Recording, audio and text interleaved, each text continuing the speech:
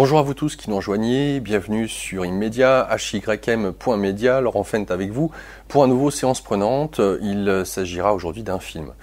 Alors, je me suis régalé en le voyant, j'étais agréablement surpris. Ce que je peux vous dire, donc il s'agit de Glass, film de, alors je voudrais pas écorcher son nom, Night Shyamalan, donc qui est d'origine indienne, qui a eu l'occasion de faire plusieurs films, dont Sixième Sens, Le Village. Pour ces deux-là en tout cas ont été un succès au box-office, et moi personnellement je les ai adorés parce qu'on est vraiment surpris à la fin. Il a fait ce que je pourrais qualifier de navets.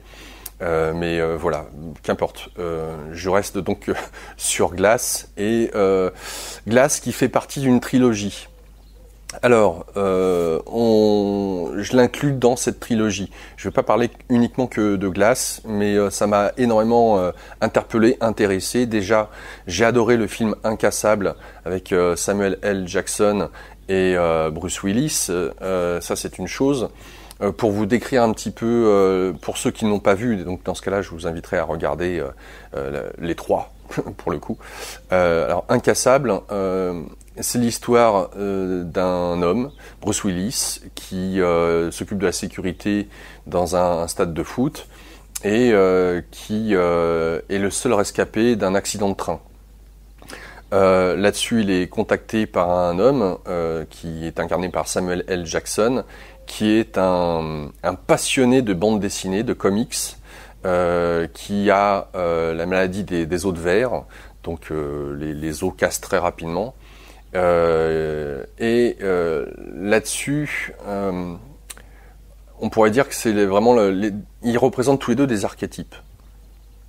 Samuel L. Jackson, ce qui est génial dans cette histoire, c'est que c'est le génie du mal, et il a donc, à travers sa maladie des os de verre, il a le souhait de comprendre pourquoi est-ce que lui il a cette maladie, et il pense, sa théorie c'est ça.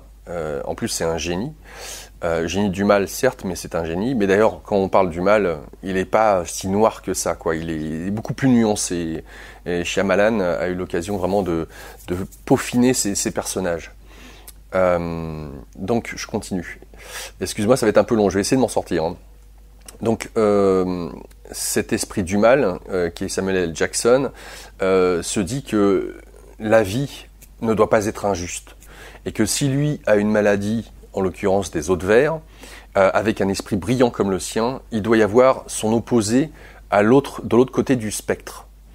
Et il va, avec son esprit, créer des attentats sur plusieurs années, jusqu'à trouver celui qui, entre guillemets, va échapper à l'attentat. Et en l'occurrence, Bruce Willis rentre tout à fait dans le cadre. Alors ce qui est intéressant, c'est qu'on aborde les, entre guillemets, super-héros, mais qui restent à échelle humaine. Alors, on n'a pas de Superman, de super-pouvoir, c'est pas tout à fait ça. C'est des êtres humains qui ont des facultés ou des dons qui seraient à l'aune de monsieur et madame tout le monde. Chacun a des dons, chacun a des capacités extraordinaires, seulement sont-ils vraiment exploités? Ce qui est intéressant dans Incassable, c'est que Bruce Willis, finalement, a traversé sa vie, puisque dans le film il doit avoir 40 ans à peu près, sans se rendre compte qu'en fait il n'avait jamais été malade, et qu'il avait des capacités physiques hors normes. Mais puisqu'il n'a pas été vraiment reconnu par l'entourage et par la société, et sur le fait que cette dernière est toujours en train de nous rabaisser ou alors de nous élever, bref, de quoi nous rendre schizophréniques dans cette histoire, il ne s'est pas vraiment rendu compte qu'il avait des facultés, des dons, notamment celui de pressentir quand il touche quelqu'un les actes, entre guillemets, mauvais que cette personne a pu accomplir dans sa vie. Donc, Incassable, c'est ça. Il y a un deuxième volet avec Split. Alors, Split, il est incarné par James McAvoy. Alors, James McAvoy, c'est celui qui a joué le professeur Xavier dans les X-Men. Comment dire ? ce personnage est extraordinaire, puisqu'il incarne un schizophrène qui a 23 personnalités en lui. 23. Aussi bien petit, vieux, jeune, homme, femme. Et notamment une dernière personnalité, la 24e, qui s'avère être la bête, telle que surnomment les 23 autres.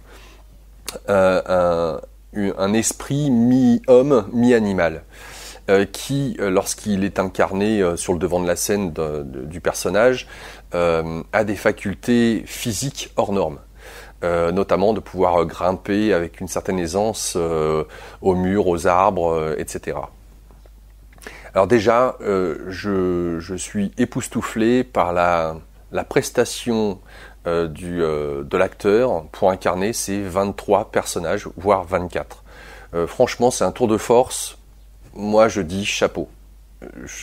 Déjà, ça, en tant que comédien ou moi spectateur, je vois la manière dont il a œuvré pour incarner ces différents personnages, tout ça dans un film et un même rôle. Waouh, voilà. Bon, ça c'est une chose.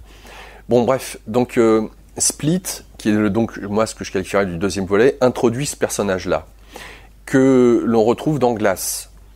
Donc dans Glass, on a Samuel L. Jackson, donc qui est en hôpital psychiatrique, et on a Bruce Willis qui, durant les 20 années qui ont suivi, enfin on va dire les dizaines d'années qui ont suivi Incassable, a fait en sorte de continuer dans l'ombre à arrêter des méchants, des bandits, etc. Et on a donc celui on va appeler la Bête, qui joue dans Split, qui est encore libre et qui exerce comment est-ce que je dirais, exerce quoi, j'en sais rien. Bon, c'est un psychopathe en même temps, hein, donc bon, alors schizophrène, psychopathe, ok, et donc il continue à tuer, quoi. Donc on retrouve ces trois personnages. Ce qui est intéressant, parce que là je vous ai décrit un petit peu le tableau général, c'est déjà que Night Shyamalan a eu l'occasion de se baser sur la BD, à travers Samuel L. Jackson, comme je vous l'ai expliqué, qui est un fan de BD, c'est un collectionneur, il a une galerie, il vend des planches, etc. Et tout découle de ça, vraiment. Samuel L. Jackson, à travers son personnage, nous explique que tous nos rôles, dans le quotidien, sont basés sur des personnages archétypales que l'on retrouve dans les BD. On rappelle que l'être humain, pour se faire comprendre de tout temps, a eu l'occasion de dessiner, que ce soit sur les parois, que ce soit sur des temples, des hiéroglyphes. Le dessin est le symbole, j'allais dire primordial, pour faire passer des choses qui seraient beaucoup plus compliquées d'une manière orale comme je le fais.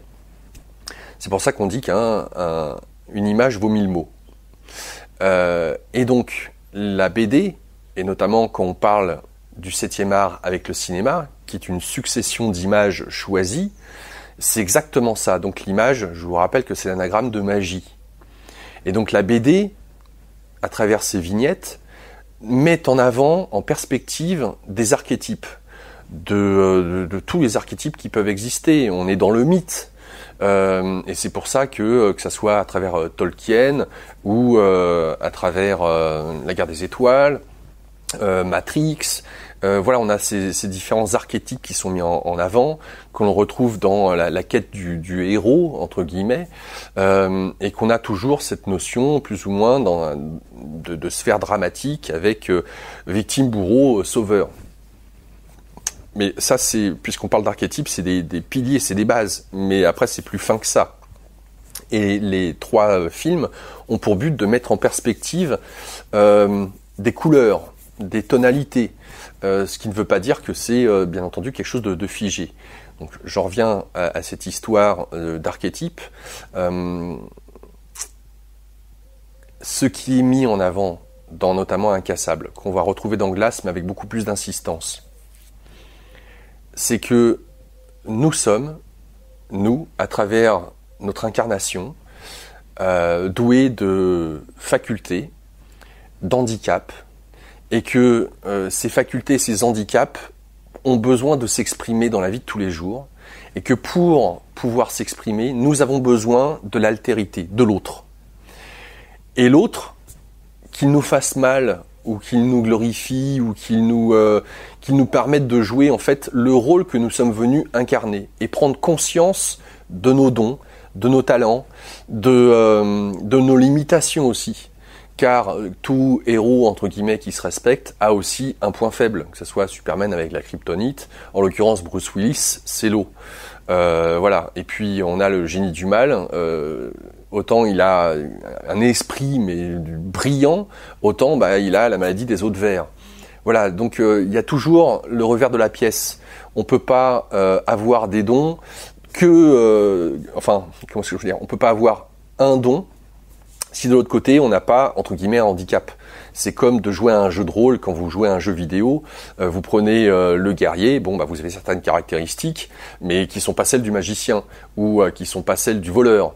Voilà, chacun choisit son rôle avec certaines aptitudes qui sont spécifiques au rôle que l'on va venir incarner, et nous avons besoin de l'autre pour pouvoir mettre en lumière ses dons, ses talents, ses faiblesses.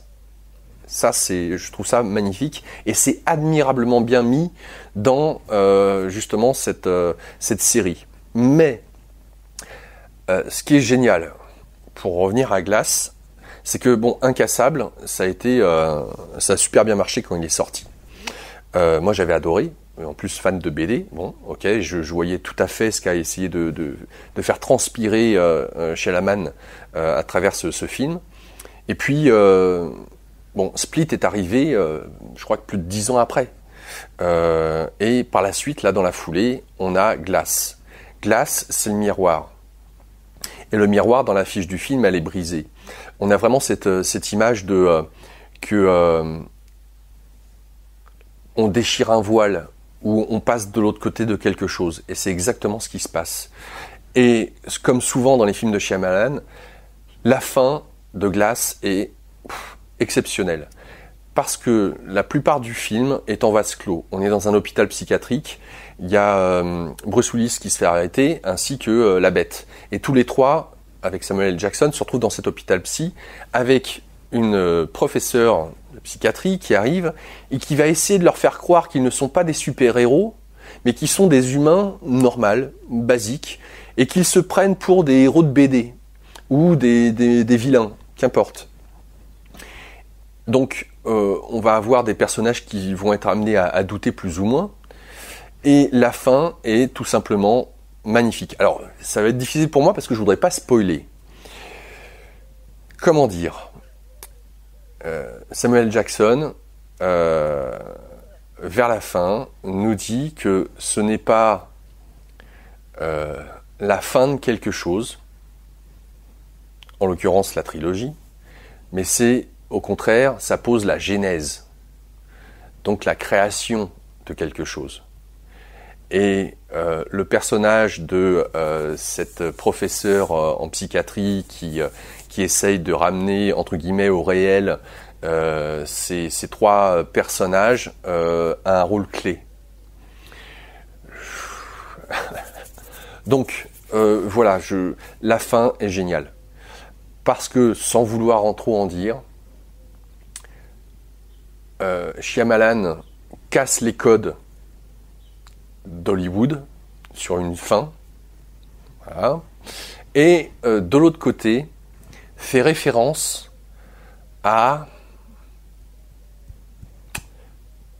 ça je pourrais peut-être le dire, une société secrète millénaire, oui, qui est là et qui souhaiterait maintenir un statu quo de quoi? Je vous laisse le découvrir. Voilà, Glass, fin d'une trilogie avec Incassable Split, juste super, et toujours en restant dans cette notion d'archétype, et sur nous en miroir, nos propres dons, pouvoirs, et sur le fait que nous avons besoin de l'autre dans l'altérité pour savoir apprendre qui l'on est, nos dons, nos talents, nos faiblesses aussi. Voilà, je vous laisse découvrir si vous ne les avez pas vus, bande de vénards, parce que c'est génial. Voilà, moi je me suis régalé. Alors je préviens, hein, c'est pas forcément le cas de tout le monde, et je comprends tout à fait, c'est ma sensibilité, vous aimez pas. Voilà, je vous fais part de la mienne en tout cas. Donc bon visionnage, amusez-vous bien, et à bientôt.